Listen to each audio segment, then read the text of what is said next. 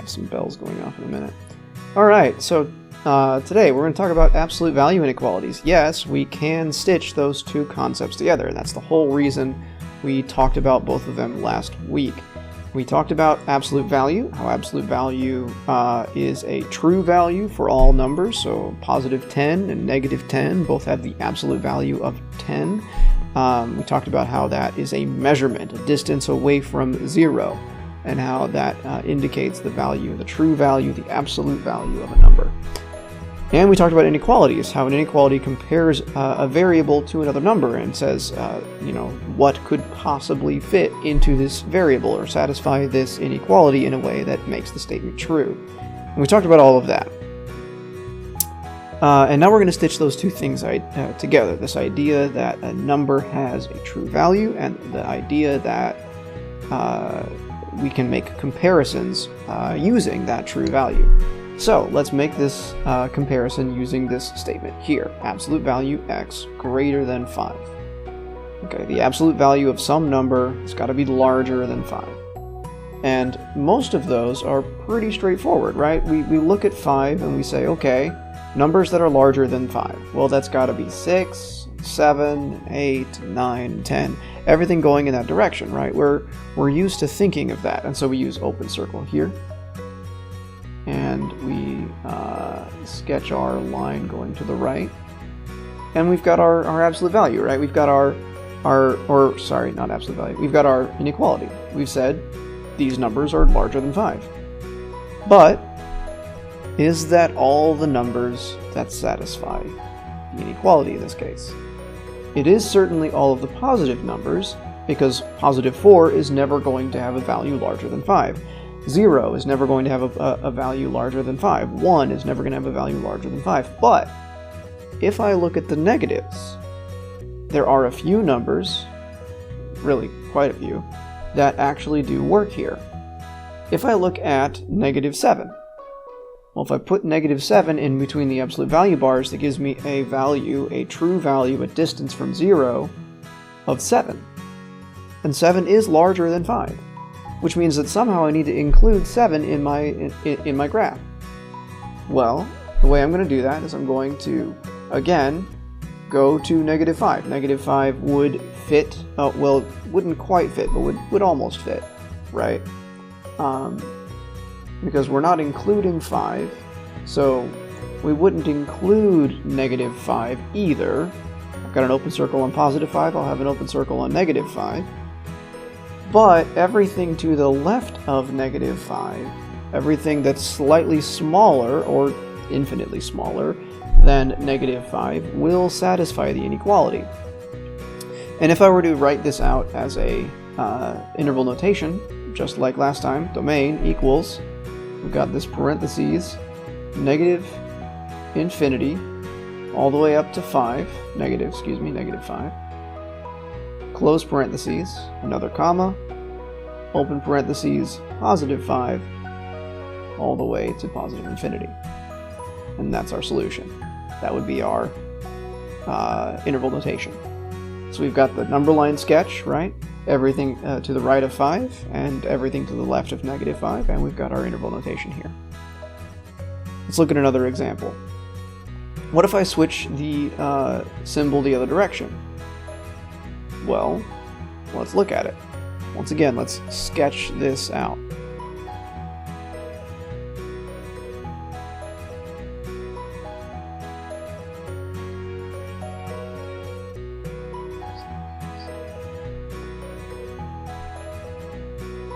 And let's try and put 0 in the dead center. Let's say there, 1, 2, 3, 4, 5. -1, -2, -3, -4. Sorry, my handwriting is getting kind of small here. Okay, that'll work. Now I need everything that's smaller than 3, right? Everything that's smaller than 3. So if I took 2, right, that would be smaller than 3. 1, that would be smaller than 3. 0, that would be smaller than 3. -1, also smaller than 3. -2, also smaller than 3. -3, technically also smaller than 3. But once I hit this number here, what is the absolute value of negative 3? Well, it's the same as 3, right? It's that value. So that means that one actually breaks. That one actually is where we stop. So we've got to have an open circle here and an open circle here, because the values that these two numbers have are the limiters for where we can start and stop. Negative 3 is the smallest we will reach, and even that we won't be equal to it, because negative 3's absolute value is equal to 3, right? So we don't include it. And then positive 3 is the highest we'll go, and we won't include that either, because again, we don't want anything equal to this absolute value. We just want to get close to it. Now it's worth noting, all right? Remember when we were talking about absolute values last week, and we showed that if I had an absolute value equation like x plus 3 equals 4, that I had to do something. There was a special trick to how I were to solve for the two values for x. The same is true for our absolute value inequalities. There is a special trick that we have to keep in mind. And the special trick is as simple as doing this one thing, okay? When I want to get rid of these absolute value bars, when I want to get this solution written down, I need to restate x less than 3, restate the positive form of it exactly the same way. But, as with before, when I want to state the negative form, when I want to talk about the numbers that are negative, I need to face the symbol the other direction. So x is less than 3 is a straight copy and paste from the positive format. But the negative form flips that symbol around, so x is greater than negative 3. And we can write this as a conjunction. That's why we talked about conjunctions yesterday. X less than 3 and x greater than negative 3. We could just as easily write this. Another format for this would be negative 3 less than x less than 3. This would be the conjunction as well. So absolute value inequalities and conjunctions tend to go hand in hand. They're not always perfectly the same thing, but they do connect quite a bit. They're similar, adjacent, maybe cousin subjects. That's why we talked about them so close together here. Alright, so we're going to take a quick break, and then when we come back, we're going to talk about a few more examples. We're going to see how this works out in a couple of other ways.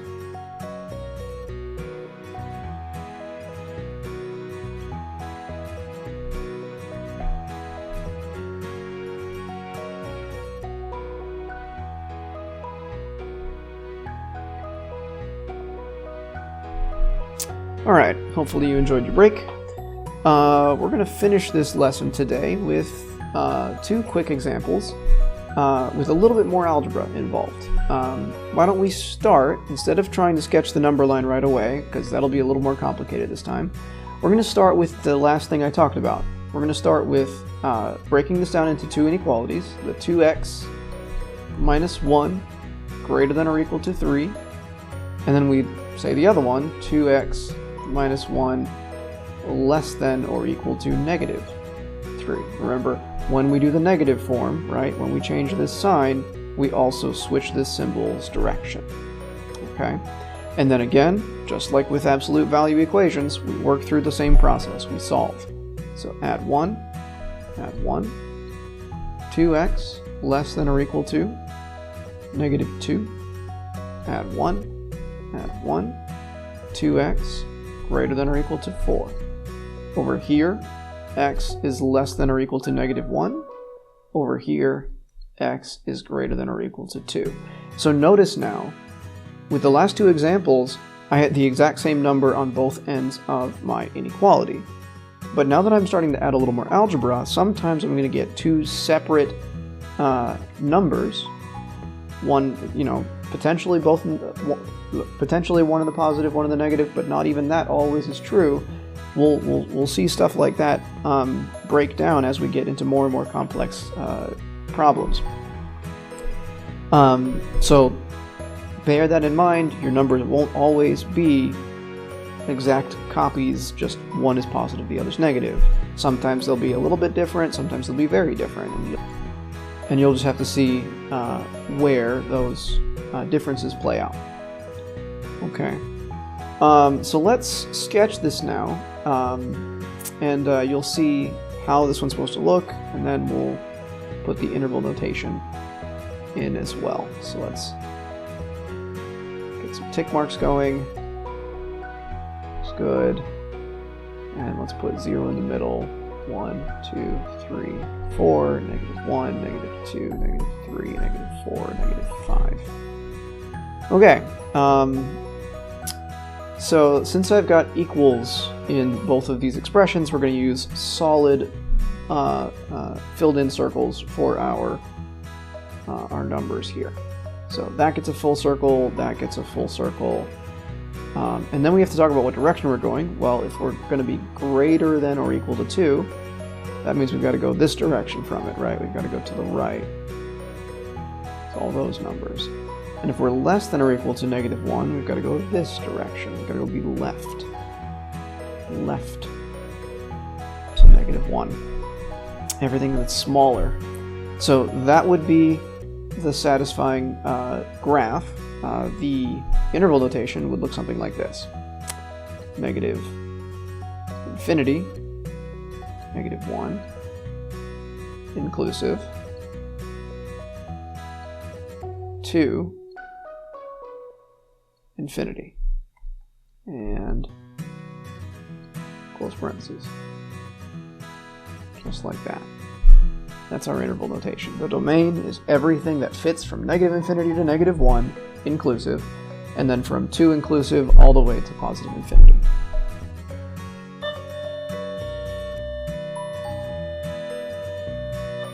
Gosh, that's 2 bells. One more example. 3x plus 3 less than 6. Again, we're going to start doing the same thing. We're going to say 3x plus 3 is less than 6. And then we're going to restate with a negative. 3x plus 3 is greater than -6. And then we'll solve. So subtract 3, subtract 3. 3x less than 3. Divide by 3. Divide by 3. X less than 1. So the left side gives us x less than 1. The right side, we're going to subtract 3. Subtract 3. 3x greater than -9, right? 2 negatives, add them together, keep that sign. Divide by 3. Divide by 3. X is greater than -3. So we've got -3 and +1 as our 2 limits, okay? Or as our 2 important numbers, I guess. Let me sketch that number line yet again.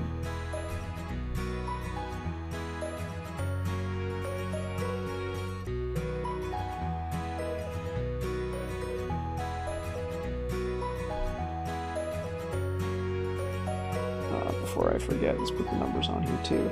Let's make that 0, 1, 2, 3, -1, -2, -3, -4. That's better. And again, no equal to, so we need to put open circles. Open circle here, open circle here. And now what direction are we going to go for each one of these? Yeah, we're going to go this direction.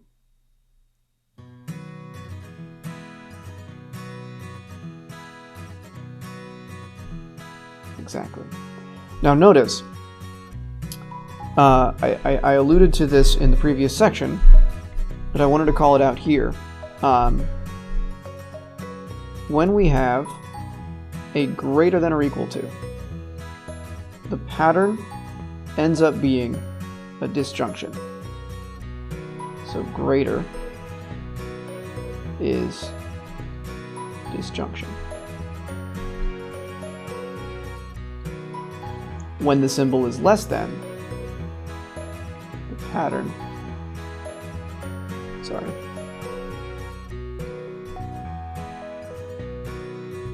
the pattern is a conjunction.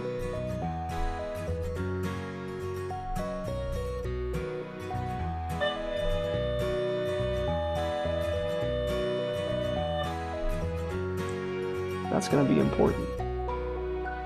Okay. Greater than always results in a disjunction. We have both of those sets on both directions, right? We're going infinitely to the right and infinitely to the left. And then a less than symbol for these absolute value inequalities creates this restricted, small, easily bounded interval between two set numbers.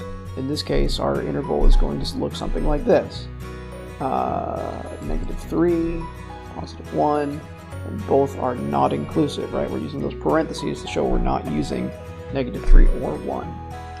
So this conjunction limits us to just the stuff in between those two numbers. So keep that in mind, and good luck on your homework.